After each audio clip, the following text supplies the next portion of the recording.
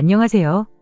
결혼 생활 중 가장 행복해야 할 신혼기간에 시어머니 때문에 잠깐 소란이 있었어요. 제 나이 29, 남편 30의 나이로 저희는 또래에 비해 비교적 어린 나이에 결혼을 했습니다.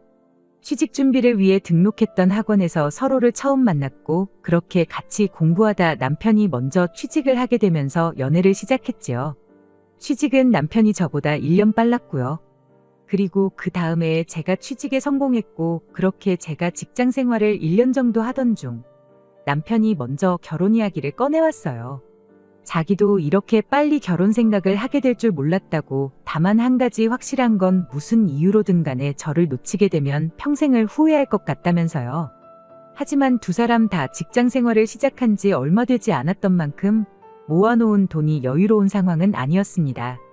그렇다고 해서 양가 부모님이 결혼하라고 돈 얼마 해줄 만큼 상황이 넉넉한 것도 아니었고요. 저희 두 사람 모아놓은 돈 합쳐봐야 고작 4천만 원도 안 되는 돈이었다 보니 저는 암만 사랑한다고 해도 결혼하는 건 조금 성급한 거 아닌가 하는 생각을 했어요. 하지만 그럼에도 불구하고 저희는 반년이 지나 결혼식을 올리게 되었습니다. 거기에는 저희 친정어머니의 공이 컸어요. 저희 친정어머니가 남편 같은 사람 또 없다면서 엄청나게 밀어주셨거든요. 거기에는 할 말은 꼭 해야 하는 제 성격이 가장 큰 이유였어요. 그동안 짧은 인생이나마 살아오면서 저는 제 성격 때문에 불편했던 적 한 번 없었고 오히려 당하고 사는 것보다 100번 낫다고 생각했거든요. 그런데 저희 어머니 생각은 또 다르셨어요. 저는 당연히 해야 할 말을 했을 뿐인데 그걸 이유로 동네에서 장사하시는 분들하고 몇 번 다툰 적이 있었거든요. 저는 아직도 제가 잘못했다고 생각하지 않아요. 예전에 식당에서 밥 먹는데 저희 어머니가 드시던 국에서 머리카락이 나왔던 적이 있어요. 어머니는 그냥 건져내고 먹으면 되는 거 아니겠냐고 하셨는데 저는 따질 건 따져야 하는 성격이었다 보니 바로 사장님을 불렀었죠. 그런데 가게 사장님이 그냥 다음에는 신경 쓰겠다고 심심한 사과 한마디만 해줘도 그만이었을 일을 크게 만드시더라고요. 저희가 어떻게 음식이라도 공짜로 먹어보고자 일부러 머리카락을 담궜다는 식으로요. 그래서 그거 가지고 한번 대판 싸웠던 적이 있는데 그게 동네방네 소문이 나서 아주 제가 쌈딸기라고 소문이 났던 적이 있어요. 그때 아주 다른 건 몰라도 우리 딸 같은 동네 사는 사람한테는 시집 못 보내겠구나 생각을 했다십니다. 뭐 그것만이 아니더라도 저희 부모님한테도 아닌 건 확실히 아닌 것 같다 제 의견을 말하는 성격이다 보니 그게 저희 어머니 눈에는 제 성격이 괴팍해 보였을 수도 있다 생각해요. 아무튼 저는 상관없다 생각하지만 친정어머니는 이런 제 성격 때문에 제가 결혼하기 힘들 수도 있겠다는 생각을 하셨나 봐요. 이런 제 성격을 알면서도 결혼하자고 하는 거 보면 남자친구가 보살림이 틀림없다고 일단 결혼부터 하라는 식이었지요. 남편과 제가 죽이 잘 맞고 서로 사랑하는 이유가 가장 컸겠지만 친정어머니가 계속 이렇게 옆에서 결혼해라 결혼해라 노래를 부르시던 것도 영향이 있었는지 어느 순간 정신 차리고 보니 청첩장을 돌리고 있었고 또 정신 차려 보니 수많은 사람들 박수를 받으며 결혼식을 올리고 있었네요. 사실 결혼 전에 시어머니하고도 벌써 한바탕 할 뻔했던 적이 있었어요. 시댁에 처음으로 인사를 드리러 갔던 날이었는데 시어머니가 그때 벌써 예단 리스트를 만들어서 가지고 오셨거든요. 저희가 모아놓은 돈이 거의 없는 거나 다름이 없었다 보니 시어머니가 이미 저희들 결혼 전에 1억 5천을 해준다고 이야기가 되어 있는 상태긴 했는데 그럼 저희 집에서 얼마를 도와주겠다는 말이 나오기도 전에 예단 리스트부터 만들어 오신 거였죠. 그런데 좀 어이없는 것들이 몇 가지 적혀 있었어요. 명품 가방 같은 거야 그렇다 쳐도 시댁에서 쓰고 있는 오래된 냉장고 바꾸고 싶다고 최신 양문형 냉장고를 적어놓은 건 뭔가 싶어서 꼭 짚고 넘어가고 싶었거든요. 그래서 예단 이야기 나온 김에 예물은 얼마나 해주실 거냐, 보통 예단하고 1대1로 똑같이 간다던데 그냥 냉장고는 알아서 바꾸시는 게 어떻겠냐 따져묻고 싶었습니다. 하지만 친정어머니랑 약속했던 게 있어서 참았어요. 괜히 따박따박 말대꾸해서 좋을 거 없다고 그날은 그냥 아무 말도 하지 않고 가만히 있으라고 못을 박으셨고 저도 그렇게 하기로 손가락까지 걸고 약속을 했던 게 있다 보니 그냥 참았어요. 그래도 다행이었던 게 다음날 남편이 느끼기에도 냉장고는 좀 아니다 싶어서 자기가 말해서 리스트에서 빼기로 했다는 소식을 전해왔다는 거예요. 남편이 엄마 편을 드는 게 아니고 중간 역할을 똑바로 해주니 참 다행이었어요. 그래서 제 나름대로 남편한테 한 가지 더 부탁을 했어요. 냉장고는 원하시는 대로 내가 내 돈을 써서라도 해올 테니 걱정 말라고, 대신 우리 집에서 신혼집 구하는데 나머지 돈을 다 해주실 것 같은데 그건 시어머니한테 그냥 대출받은 척하고 비밀로 해달라고 부탁을 했죠. 그랬던 데에는 이유가 있습니다. 이미 양가에서 본격적인 이야기가 나오기도 전인데 벌써부터 예단 목록 만들어 놓고 계신 시어머니를 보니 괜히 우리 집이 금전적으로 조금이나마 여유가 있다는 느낌을 내비추면 내비추는 대로 시어머니가 저희 집에 요구하는 게 더 늘어나지는 않을까 싶었거든요. 그러니 저희 집에서 나머지 돈을 해주는 건 비밀로 하고 양문형 냉장고 하나 사드리고 끝내는 게 오히려 더 싸게 먹히겠다는 생각이 들었을 뿐입니다. 다행히도 남편은 비밀을 잘 지켜주었어요. 그리고 저희는 그렇게 결혼 생활을 시작하게 되었습니다. 저희가 모아놓은 돈은 결혼 비용을 하고 나머지는 집에 살림살이 채우는 데 썼어요. 시어머니가 바라던 대로 시댁에 새로 냉장고도 해드렸고요. 친정에서 나머지 돈을 보태준 덕에 대출 하나 받지 않고 신혼집을 구할 수 있었습니다. 다만 시어머니는 나머지 돈은 저희가 대출을 받아 집을 구한 걸로 알고 계시게 되었죠. 시어머니의 금전적인 요구를 감당할 자신이 없어서 달리 말하자면 제가 꼼수를 부린 거나 마찬가지긴 한데 차라리 금전적인 요구를 듣는 게 나았었나 싶을 정도로 결혼하자마자 시어머니의 모진 시집살이가 시작되었습니다.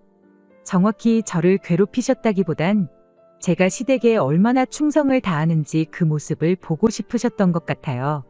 저희 집들이하기 일주일 전에 남편이 좋아하는 음식, 시동생이 좋아하는 음식, 시아버지랑 시어머니가 좋아하는 음식 각각 하나씩 해서 4가지 음식 리스트를 저한테 보내오셨어요. 집들이 음식은 그걸로 준비하라고요. 그런데 음식들이 하나같이 다 번거로운 것들 뿐이더라고요. 재료도 뭐 하나 겹치는 게 거의 없고 하는데 시간도 엄청 오래 걸리는 것들 뿐이었어요. 심지어 곁들여낼 밑반찬의 겉절이까지 준비해 놓으라고 하시는데 일단 알겠다고 대답은 했지만 아무리 생각해도 이건 좀 아니다 싶었죠. 그래서 집들이 당일날 집만 보여드리고 식사는 나가서 하기로 혼자 결정을 했습니다.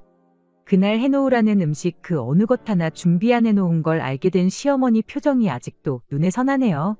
사람이 5밖에 없는데 뭐하러 번거롭게 음식을 많이 하냐고, 재료값 대충 계산해보니까 그 돈이면 그냥 소갈비 배 터지게 먹을 수 있을 것 같아서 그렇게 했다고 한마디 했죠.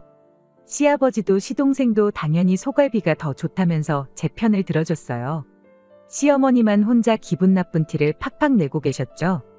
아들 장가 보냈는데 며느리 음식 솜씨가 어떤지 봐야 하는 거 아니겠냐면서 싫은 티를 팍팍 내시길래 시어머니한테 암만 제가 요리를 잘한다고 한들 밖에서 파는 것보다 맛있게 하겠냐고, 그럼 제가 식당을 차려야지 왜 회사를 다니고 있겠냐고 한마디 했죠. 맞벌이 하니까 밥 먹는 건 걱정 마시라고, 점심은 회사 식당에서 먹으면 되고 저녁은 맛있는 거 매 끼니마다 사 먹을 만큼 번다고 한마디 하고 말았네요. 시어머니가 제 반응을 보고는 말문이 막혔는지 아무 말도 하지 못하셨어요. 옆에서 시아버지랑 시동생이 시어머니한테 아주 임자 만났다고 하면서 엄청 재밌어 하더라고요. 다행히 시아버지는 시어머니만큼 까탈스러운 분은 아니셨어요. 오히려 남편의 참을성 있는 그 성격이 아버님한테서 배웠구나 싶을 정도로 신사적인 분이셨지요. 시동생은 좀 장난기 가득한 성격인데 앞만 날고 기어봐야 내 남편 동생이지 손윗 사람은 아니잖아요. 그리고 성격도 그렇게 모난 것 같지는 않아서 시동생하고는 문제 생길 일이 없겠다 싶었습니다. 그저 문제는 시어머니 한 분뿐이었어요. 그렇게 그날 집들이를 넘기고 나서 시어머니의 본격적인 잔소리와 간섭이 시작되었죠. 아마 그날 며느리인 제 태도가 마음에 들지 않았던 게 아닐까 싶었습니다. 앞만 봐도 집들이 날을 계기로 저한테 복수의 칼날을 갈고 계셨다는 생각밖에 들지 않는 일의 연속이었어요. 하루는 시어머니가 저희를 시댁으로 초대하셨어요. 시댁이 저희 집에서 조금 거리가 있는 편이었다 보니 신혼여행 다녀온 이후로는 처음 시댁에 다녀오게 되었던 겁니다. 그리고 그날 시어머니가 굳이 저희를 멀리까지 불러낸 이유가 따로 있었어요. 집들이 날 보지 못했던 며느리 손맛을 기어이 보고 싶으셨던 겁니다. 저희 온다고 음식을 준비해 주신 게 아니고 음식 재료만 준비해 주셨더라고요. 저는 무슨 방송국 요리 프로그램 찍는 건 줄 알았어요.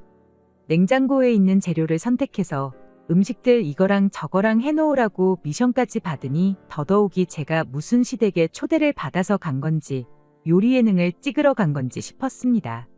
시어머니는 필요한 건 아마 냉장고에 다 있을 테니 제일 자신 있는 거로 하나 준비해 보라고 이번 기회에 우리 며느리 음식 솜씨 좀 봐야겠다 한마디 꺼내시더군요.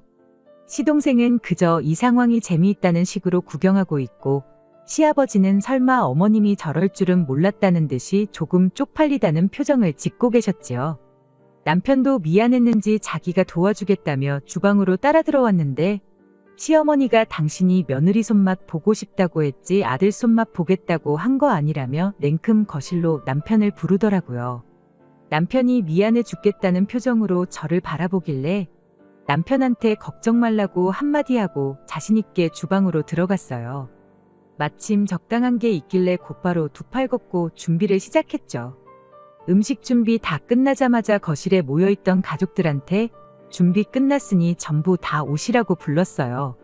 시어머니가 제일 먼저 오셔서는 뭘 했길래 밥 준비하는데 10분밖에 안 걸리냐 장난치지 말라고 한마디 하시는데 제가 라면 끓여놓은 걸 보고는 너 지금 라면을 음식이라고 준비한 거냐고 한마디 하시더라고요.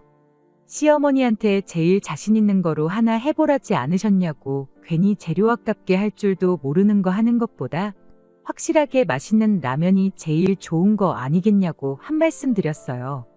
시동생은 이 상황이 얼마나 재미있던 건지 아주 뒤에서 박수까지 치면서 뒤집어지더라고요.